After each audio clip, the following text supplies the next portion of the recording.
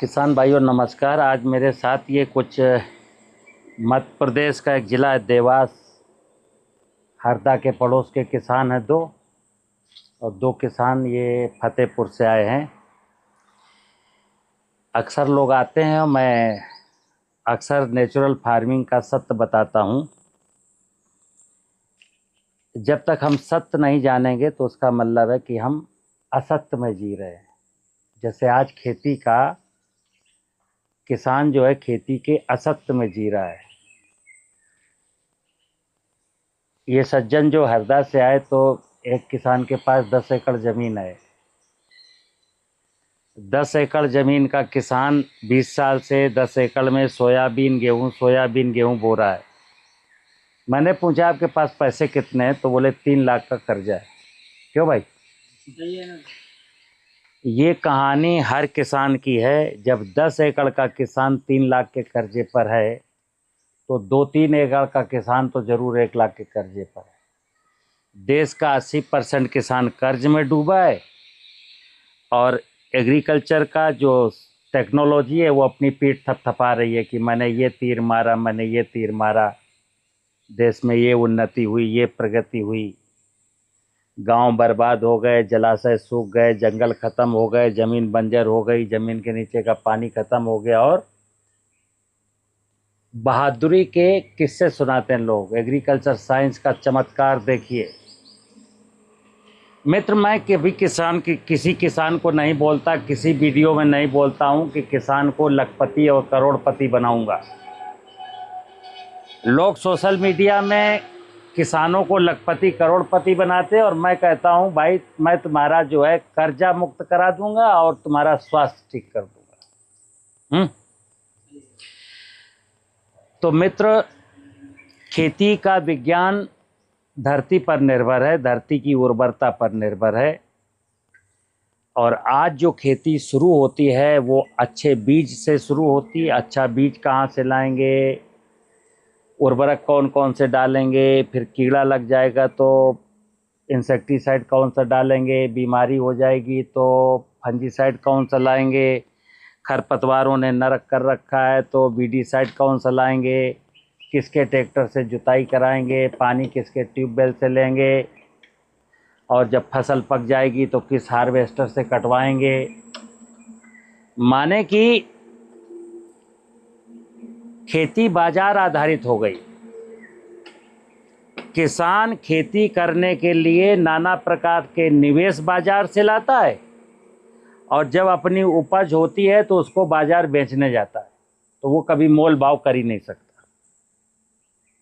जैसे आप किसी पेस्टिसाइड कंपनी से कहोगे कि ये 390 का क्यों दे रहे हो, 250 का दोगे, वो कहेगा 390 का ही लेना हो तो लो, नहीं तो जाओ।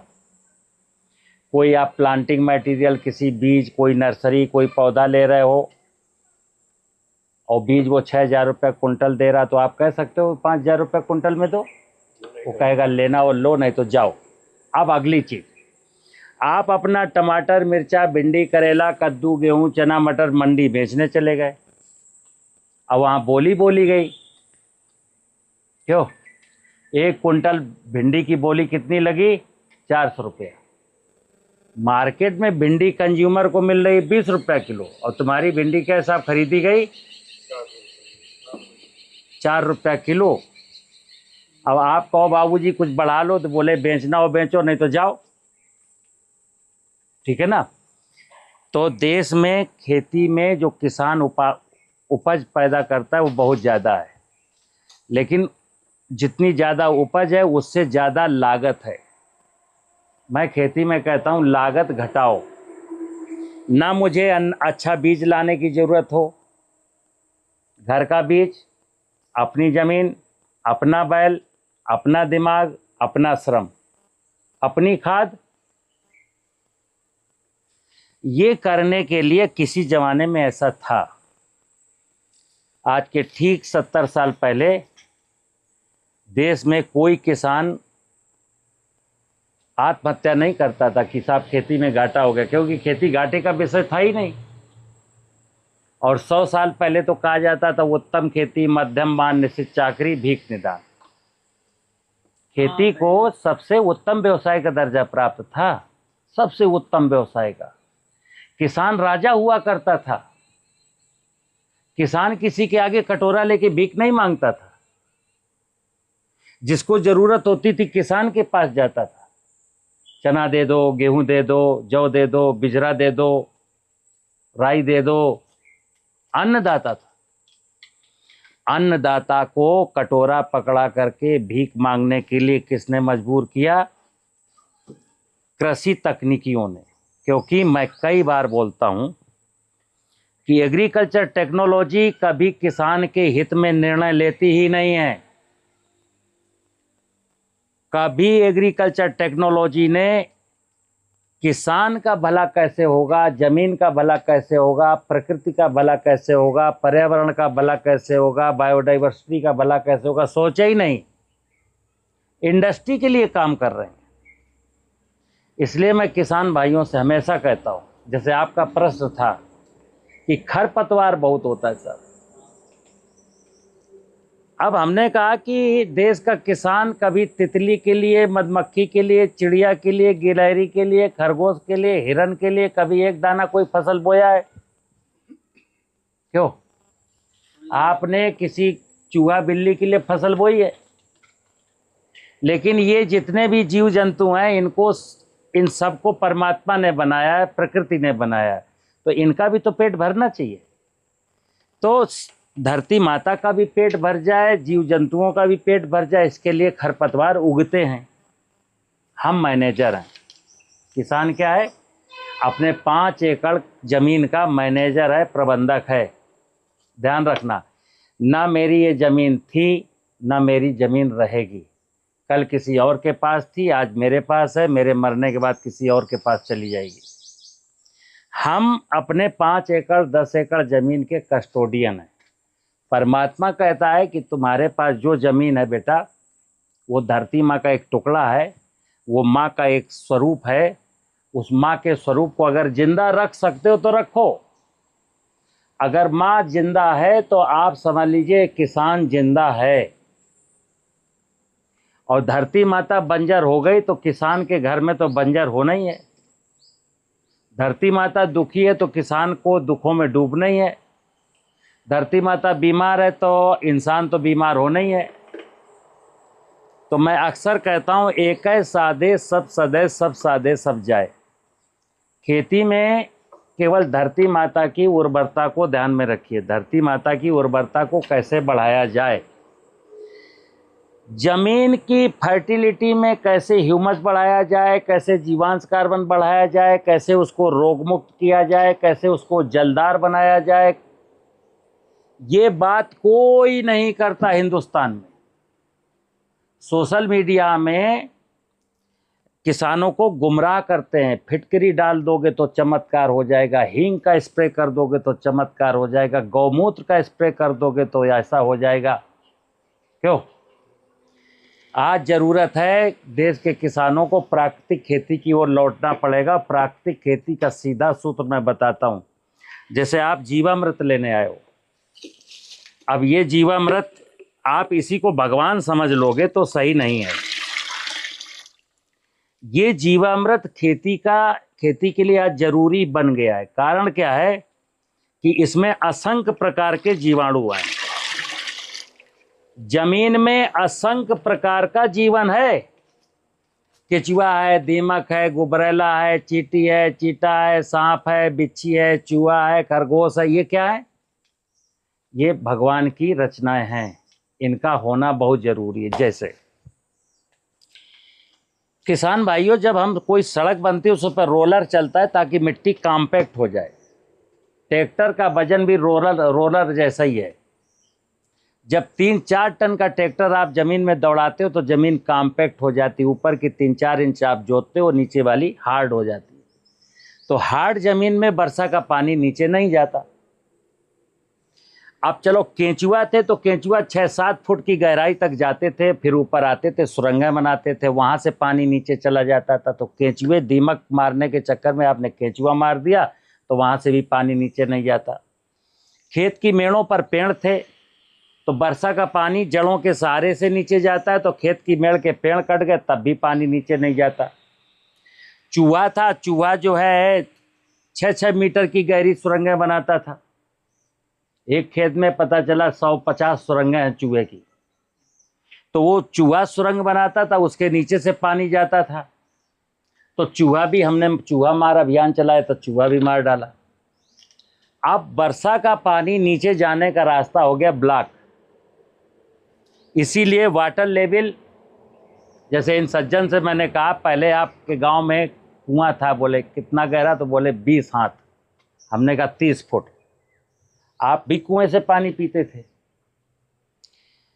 पूरे देश में 15% एरिया ऐसा है जहां कुएं जिंदा हैं, क्योंकि लो लैंड एरिया बाढ़ आती है, जहां बाढ़ का पानी भर जाता है वहां तो वाटर लेवल ऊपर है। नहीं, 85% एरिया में जलाशय सूख गए, कुएं सूख गए, फिर हैंडपंप लगाए गए 120 फुट पर, वो सूख गए, फिर 250 फुट पर और बोरिंग कराई गई तो अब हैंडपंप भी नहीं चलता, समरसेबल लग गए। मित्र, नेचुरल फार्मिंग का मतलब है कि धरती पर मानव सभ्यता अनंत काल के लिए कायम रहे। तो अनंत काल तक मनुष्यता यहाँ फले फूले, इसके लिए प्रकृति का समृद्ध होना बहुत जरूरी है। अभी आधुनिक टेक्नोलॉजी किसान को लालच में लाती हैं कि लखपति बनोगे, करोड़पति बनोगे, पैदावार बढ़ेगी, और किसान इस लालच में आता है और यूरिया, डीएपी, पेस्टिसाइड, अच्छे यंत्र, बोरिंग, सबमर्सिबल है। तो हुआ क्या, आपकी पैदावार तो बहुत है लेकिन पैदावार की कीमत नहीं है। कीमत इसलिए नहीं है कि बाजार में हर वस्तु की कीमत तब मिलती है जब उसकी कमी होती है। सोना कितना महंगा हो गया। बिजनेसमैन आदमी बाजार में उतनी ही चीज लाता है कि वो लोगों को ये लगे कि इसकी कमी है, इसकी क्राइसिस है, लाइन लगाओ, नंबर लगाओ, पहले से रजिस्ट्रेशन कराओ, बुकिंग कराओ, तो वो अपना माल बेच लेता है। लेकिन किसान के साथ क्या है, आज मंडी में 100 कुंटल टमाटर की जरूरत थी और 300 कुंटल पहुंच गया, तो टमाटर क्या हिसाब बिका, 2 रुपया किलो। किसान ने उगाया था कि 10 रुपया किलो बिकेगा और हमको 1 लाख की आमदनी होगी। तो किसान का जब टमाटर 2 रुपया किलो बिका तो उसको 10,000 का घाटा हो गया। अधिकांश, मैं जैसे 30-40 लोगों से डेली बात होती है, 4-6 लोग यहाँ आ भी जाते हैं, तो अधिकांश किसानों का किस्सा यही है क्या कि साहब हम तो घाटे में हैं। तो मित्र, घाटे से उबरना है, कर्ज से उबरना है, अपना स्वास्थ्य ठीक रखना है, बच्चों का भविष्य उज्जवल बनाना है, तो मैं एक ही चीज कहता हूं, धरती माता को बचाइए। धर्मो रक्षति रक्षता, धर्म बचेगा तो हम बचेंगे। धर्म का मतलब धरती है, सुन लेना, धर्म का मतलब धरती माँ। और धरती माँ को बचाने के लिए क्या करना है, वर्षा का पानी खेत में रोकना है, खेत की मेड़ों पर पेड़ लगाना है, किसी कीट पतंगे को मारना नहीं है, किसी खरपतवार को मारना नहीं है। प्रकृति की बनाई गई किसी भी इकाई को जो व्यक्ति मारने का प्रयास करता है वो अधर्म है, वो सनातन नहीं है, वो असत्य है, वो सत्य नहीं है, वो ज्ञान नहीं है, वो अज्ञान है। ज्ञान का मतलब होता है कि सनातन की सुरक्षा, यानी सनातनी व्यवस्था ने जो हमको दिया है उसको सुरक्षित रखना। तो जमीन सबसे पहले, जमीन में रहता हूँ, जमीन में फसल बोता हूँ, उगी हुई फसल का खाना खाता हूँ। अब जैसे भगवान के दरबार में जाते हैं तो हम कुछ चढ़ावा ले जाते हैं, फिर भगवान के चरणों में स्पर्श होता है तो प्रसाद बन जाता है। तो अभी क्या देखिए, आपने गेहूं बोया, गेहूं के साथ क्या बोया, यूरिया बोई, डीएपी बोई, खरपतवार मारने की दवा बोई, दीमक मारने की दवा डाली। ये क्या है, आपने धरती में जो कुछ भी डाला है वो सब आपको रिटर्न गिफ्ट मिलेगा। तो आपके गेहूं में क्या है, गेहूं भी है, यूरिया भी है, डीएपी भी है, बीडीसाइड मारने की दवा भी है, दीमक मारने की दवा भी है, खाओ। अब भगवान कहता भाई बेटा मेरा क्या दोष, तू जो लाया था वही मैंने रिटर्न कर दिया। अब तुम अगर गोबर की खाद लाते, गेहूं बोते, यूरिया डीएपी ना डालते, पेस्टिसाइड ना डालते, तो आपका प्रसाद पवित्र होता, उसको खा करके आप बहादुर बनते, दिमाग अच्छा होता, शरीर स्वस्थ रहता। लेकिन तुमने तो शरीर को, दिमाग को बर्बाद करने वाली चीजें डाली हैं। तो देश के किसानों से अनुरोध करता हूं, अब ये लोग आए हैं जीवामृत लेने। हमने जब जीवामृत बनाया तो मेरे दिमाग में हाइपोथेटिकल सपना आया। क्या? रहीमदास जी का दोहा है, रहीमन बिरवा खेत में सींचे ते कुम्हलाए, और रहे भरोसे राम के पत्थर पर हरियाए। तो जैसे मैं झांसी में पोस्टिंग थी, छतरपुर, टीकमगढ़, पन्ना मेरा आना जाना होता था, चित्रकूट, तो वहाँ देखते थे यार जंगलों में, पहाड़ों में कितनी हरियाली है, कितनी हरियाली है। यहाँ ना कोई खाद डालता है, ना कोई पानी लगाता है, ना किसी वनस्पति में कोई बीमारी है, ना कीड़ा है, क्योंकि रहे भरोसे राम के, जो प्रकृति के भरोसे रहेगा वो प्रसन्न रहेगा। किसान प्रकृति के भरोसे नहीं है, किसान को प्रकृति पर भरोसा नहीं है। किसान को किस पर भरोसा है? यूरिया पर, डीएपी पर, इंसेक्टिसाइड, बीडीसाइड, फंजीसाइड, रोटावेटर, बोरिंग, यानी जिससे मैं प्रकृति को लूट लूं, जिससे मैं प्रकृति का दोहन कर लूं, उस पर भरोसा है। तो धीरे धीरे प्रकृति खराब हो गई, जमीन खराब हो गई, जमीन बंजर हो गई, उसमें जीवांश कार्बन 1% की बजाय 0.3% हो गया। उसका पानी 30 फुट पर जो होना चाहिए वो 300 फुट पर पहुंच गया, जिसमें 20-25% एरिया में जंगल पेड़ होने चाहिए, वो पेड़ कट गए। चूहा नहीं, तितली नहीं, मधुमक्खी नहीं, केचुआ नहीं, चिड़िया नहीं। तो आप कैसे बचेंगे? जब हम सबको मार ही डालेंगे तो तुम कैसे बचोगे? तो इसीलिए कहा गया जब धर्म बचेगा तब इंसान। धर्म का मतलब है जो हमसे पहले था, सनातन का मतलब है जो अनादिकाल से था और अनादिकाल तक रहेगा। तो अनादिकाल तक कौन रहेगा? धरती रहेगी, पानी रहेगा, आकाश रहेगा, सूरज रहेगा, पंचमहाभूत रहेंगे। लेकिन अभी मैं पंचमहाभूत के 2 पदार्थ, जैसे सूरज का मैं कुछ बिगाड़ नहीं सकता, आकाश का कुछ बिगाड़ नहीं सकता, वायु का कुछ बिगाड़ नहीं सकता, लेकिन हाँ धरती में केमिकल डाल के, धरती के खरपतवार मार के, धरती के जीव जंतु मार के धरती को जरूर बंजर बना सकता हूं। तो बना दिया। अगला नीर, भगवान का पहला अक्षर भूमि है, अगला अक्षर नीर है। पानी, पानी को मैं खराब कर सकता हूं, लूट सकता हूं, बर्बाद कर सकता हूं, तो कर दिया। तो कहते हैं पानी बिन सब सून। पानी का तो संकट आने वाले समय में इतना तगड़ा होने वाला है भाई साहब, कि अभी तो आप 300 फुट से निकाल भी रहे हो, और 10 साल के बाद, 15 साल के बाद पता नहीं कि 300 फुट पर पानी मिले कि ना मिले। इसलिए मैं किसान भाइयों निवेदन करता हूं कि ये 50 साल का जो आधुनिक कृषि तकनीकी का सफ़र था वो आपके लिए घाटे का सौदा हुआ है। आपको मंजिल नहीं मिली, आपके पिता के ऊपर कोई कर्ज नहीं था और आप कर्जदार हो गए। तो इससे ये तो समझ में आता है कि ये वाली जो तकनीकी है वो अच्छी नहीं है। हम जमीन के बारे में अच्छे हो जाएं, जमीन के बारे में अच्छा सोचें। तो करना क्या है? अब बात आती है, भाषण तो हो गया, करना क्या है? तो जंगल की, जैसे मेरा ये जो जीवामृत है, ये मैं जंगल की मिट्टी ला करके बनाया हूँ। देश के संपन्न जंगलों की मिट्टी ला करके मैंने ये जीवामृत बनाया है। और हमारे इस सेंटर से पिछले 4 साढ़े 4 साल में करीब 9-10 हज़ार लोग जीवामृत ले जा चुके हैं। 9-10 हज़ार लोगों में 1000 लोग ऐसे हैं जो 1000-1000, 200 लोगों को, 50-50 लोगों को बांट चुके हैं। आज करीब 4-5-6 लाख किसान ये जीवामृत और संजीवनी पर खेती कर रहा है।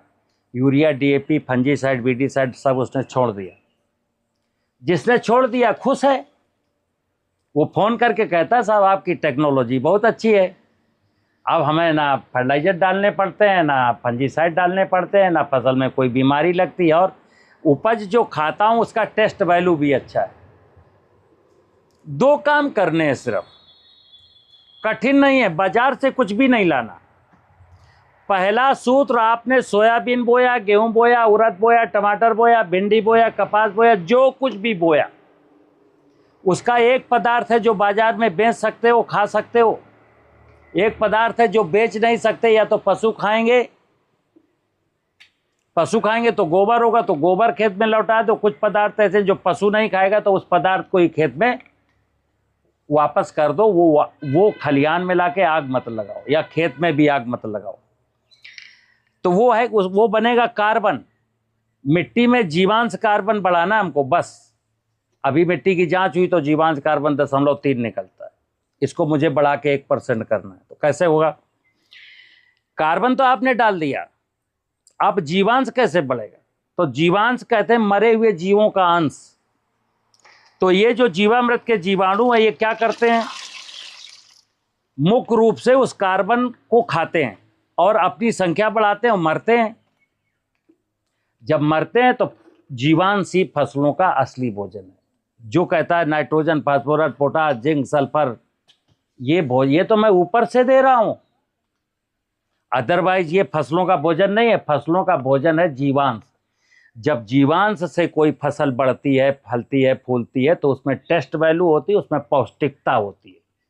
और जब यूरिया डीएपी डाल के खेती करते हैं तो क्या स्वाद है? स्वाद? आप बताइए, आप कौन सा खाना खाते हैं जिसमें स्वाद हो? कोई फसल नहीं है ऐसी स्वाद वाली। कोई फसल नहीं है। खाना मतलब जो स्वाद खाने, वो स्वाद किसी चीज में नहीं है। सुनना, सब लोग जानते हैं कि अब किसी भी आप पनीर खाएं, पूड़ी खाएं, सब्जी खाएं, रायता खाएं, खीर खाएं, कुछ खाएं, स्वाद ही नहीं है। और पहले सूखी रोटी में स्वाद था, तो स्वाद कहाँ गया? स्वाद का मतलब है जिस पदार्थ में, भोज्य पदार्थ में जब सारे पोषक तत्व होंगे तो स्वादिष्ट होगा, और जब सारे पोषक तत्व होंगे तो वो पौष्टिक होगा। तो हमको दवाएं नहीं खानी पड़ेंगी। अभी क्या है, हमको सप्लीमेंट्री फूड खाने पड़ते हैं, ठीक है ना मित्र? एक कहानी कई बार सुनाया और फिर सुना देता हूं। एक गर्भवती महिला है जिसको डांट पड़ती है, गाली दिया जाता है, भोजन नहीं दिया जाता है। 9 महीने में बच्चा पैदा किया तो बच्चा बीमार रहता है, खेलता नहीं, हंसता नहीं, किसी की गोद में जाता नहीं। लेकिन इसके सास ससुर, इसका हस्बैंड, उस औरत का हस्बैंड या बच्चे का बाप उस नन्हे से 2-3 महीने, 4 महीने के बच्चे को लेके इस डॉक्टर के यहाँ, उस ओझा के यहाँ, उस मौलवी के यहाँ, उस जोशी के यहाँ, उस तांत्रिक के यहाँ घुमाते रहते हैं। सिंपल सी कहानी है, वो बच्चा को कहीं नहीं ले जाना, उस बच्चे की मां को हंसा दो। तो जिस प्रकार से एक स्त्री अगर दुखी है, भोजन नहीं मिलता है और उसके गर्भ में संतान है, फिर संतान पैदा होती है, तो कभी स्वस्थ नहीं हो सकती। ठीक इसी प्रकार मैंने खेती, धरती माँ की कोख, धरती दुखी है, धरती को वो भोजन नहीं है जो देना चाहिए। अब आपने कपास बोया, टमाटर बोया, तो टमाटर की फसल स्वस्थ नहीं हो सकती। तो जिस प्रकार वो बेवकूफ फैमिली जो उस बच्चे को मौलवियों को, तांत्रिक के यहाँ, पंडित के यहाँ घुमा रही है ना, माँ को हंसा देते, उस बच्चे की माँ को हंसा देते तो सारा काम हो जाता। लेकिन नहीं, माँ से तो दुश्मनी है। ठीक इसी प्रकार आज देश का किसान है, धरती माँ को नहीं खुश रखना चाहता, धरती माँ को भोजन नहीं देना चाहता, धरती माँ को नहीं हंसाना चाहता। फसल बढ़ नहीं रही तो खड़ा हो गया फर्टिलाइजर की दुकान में, फसल पे की बीमारी लग गई तो खड़ा हो गया पेस्टिसाइड की दुकान में, कीड़ा लग गया तो दुकान में, खरपतवार आ गए तो दुकान में। तो सारी गाड़ी कमाई का पैसा तो आप बाजार में फेंक देते हो, तो धनाढ्य कैसे बनोगे?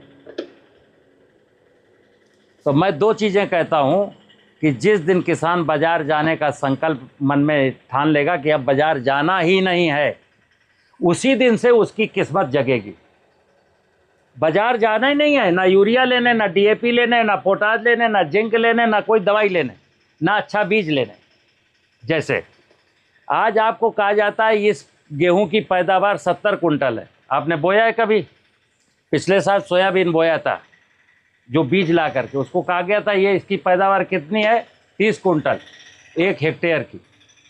हाँ बताते हैं सर, पैदा कितना हुआ? 6 कुंटल।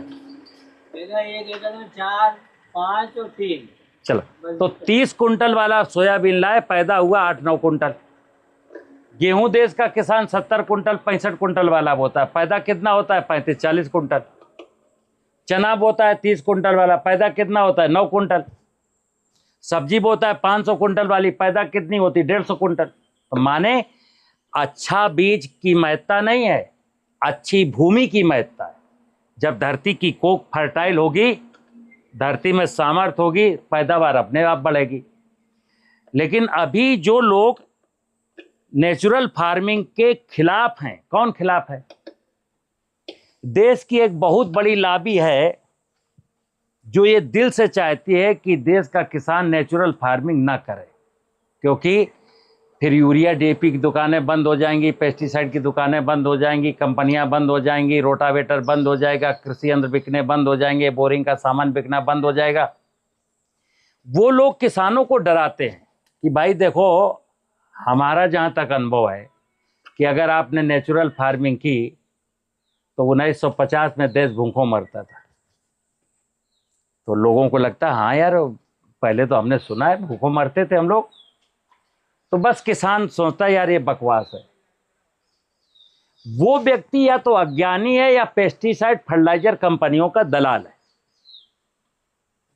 मैंने सीधा सीधा बोला, अगर धरती माँ की कोख फर्टाइल है तो आज 330 मिलियन टन खाद्यान्न हो रहा है, जब धरती माँ की कोख में 0.3% कार्बन है। इसमें कार्बन 0.6% अगर हो जाए तो फर्टिलाइजर बंद, पेस्टिसाइड बंद और पैदावार 450 मिलियन टन पार कर जाएगी। लागत भी खत्म, पैदावार भी बढ़ी, स्वाद भी बढ़ा, पौष्टिकता भी बढ़ी। लेकिन लोग ऐसा नहीं चाहते। तो आप क्या करेंगे? 5 लीटर जीवामृत ले जाएंगे। आप समझ लेना, आप 5 लीटर ले जाएंगे, इसी प्रकार ड्रम में डालेंगे। अगर 10 एकड़ जमीन है तो 200 लीटर पानी भर देंगे और इसमें 28 किलो गुड़ या 28 किलो चीनी डाल देंगे एक बार। फिर इस प्रकार का पंजा होगा, इससे ऐसे ऐसे रोजाना एक बार 2 मिनट इसको मत देना है। मत इसलिए देना है ताकि इसमें ऑक्सीजन का संचार हो जाए। अब लकड़ी का बनवाओ, लोहे का बनवाओ, एल्युमिनियम का बनवाओ, स्टील का बनवाओ, आपकी मर्जी। इसको तो मथना है, तो जीवामृत डालना है और किसी भी अवशेष को बाहर जलाना फेंकना नहीं है। जो फसल से उपज प्राप्त हो उसको खेत में लौटा दो और जीवामृत डालते रहो और आपका काम सफल हो जाएगा। डीएपी, पोटाश, जिंक, सल्फर सब भूल जाओ। 2-3 साल यूरिया थोड़ी थोड़ी देना जरूरत के हिसाब से, और आपकी फसल में भूमि जनित कोई बीमारी नहीं लगेगी। तो आप फंजीसाइड से बच गए। डीएपी सबसे महंगी है, डीएपी की लाइन लगती है, नकली मिलती है, ब्लैक में मिलती है, सब चीज़ों से आप बरी हो गए। ठीक है ना? नमस्कार।